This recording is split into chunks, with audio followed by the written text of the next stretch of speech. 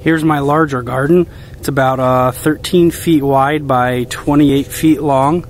Over here, directly in front to the right, I've got some raspberry plants that I planted this year. I don't remember what kind they are. I know I bought them from Burpee.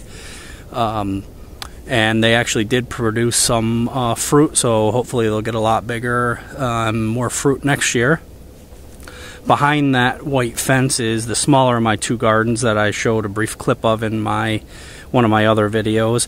So this garden as well, you can see this stake thing kind of sticking out of the middle. That's where I put my timer with my watering system on there that I saw from another YouTube gardener, Sleestack Rules. It was definitely a good idea. So next year you'll be able to see when I have it all set up again for next year's crops how that all works. In the back as well, you can see the big pile of leaves. I pretty much throw everything in there and turn it every so often, but that's my compost pile. It's a mix of everything from grass clippings, leaves, dead plants. You can see a pumpkin sticking out of there from Halloween, newspaper. So I started that this year. Hopefully that'll turn into a good amount of compost, and we'll see what it does next year.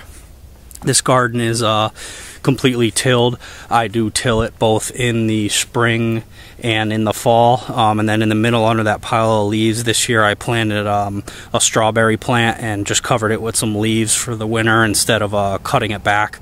I want to see if I can get the strawberries to just kind of vine around the watering stake there. So it's all tilled up for now this year. This is probably my third year growing in this spot. It gets easier to till up and I get better production every year.